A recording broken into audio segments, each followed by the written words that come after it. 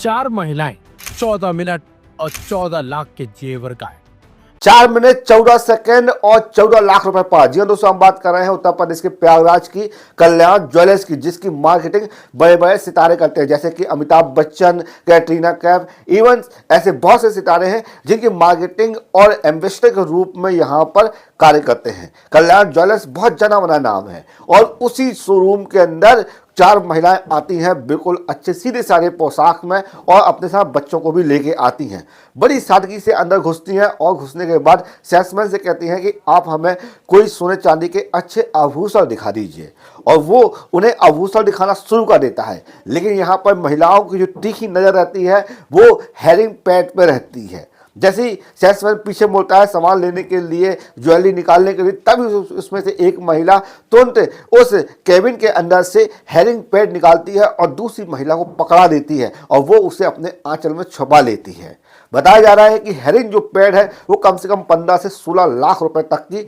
उसकी कीमत आकी जा रही है। इवन ये कह सकते हैं कि 14 लाख से प्लस ही का है हुआ। और इन्होंने 14 मिनट, मात्र 14 मिनट में इन्होंने ये सारा कांड किया और वहां से रफू चक्कर हो गए। सीसीटीवी कैमरे में ये सारी घटना कैद हो गई और उसके आधार पर यहाँ पर पुलिस कंप्लेंट की गई। लेकिन सबसे बड़ा सवाल यहाँ पर यह पैदा होता है कि इतना बड़ा शोरूम कल्याण ज्वेलर्स, जिसका नाम बहुत तेजी से चलता है और लोग कल्याण ज्वेलर्स पे बिलीव भी करते हैं, सुरक्षा व्यवस्था पर भी प्रश्न चिन्ह खड़े होते हैं कि इतना बड़ा शोरूम होने के बावजूद भी यहाँ पर ऐसे टेस्टिंग के सामान नहीं लगाए गए कि जैसे भी कोई महिला, इवन कोई भी व्यक्ति जैसे ही आपका डोर क्लोज करे तुरंत इमीडिएटली वहाँ पर इंडिकेट हो जाए कि वो व्यक्ति क्या सामान लेके जा रहा है, या फिर ये करे कि उसको स्कैन कर ले कि उसने क्या सामान लिया है। वहाँ पर एक ऐसा गार्ड होना चाहिए कि उस सामान की पुष्टि करे कि आप बिल चेक करें और बिल से उस सामान को मिलाए, और जब वो सामान और बिल दोनों मिल जाए उसके बाद ही वहां पर उनको जाने दिया जाए। इस तरह की व्यवस्था होना बहुत जरूरी है आज के समय में। आज के समय में किसी पे विश्वास नहीं किया जा सकता है,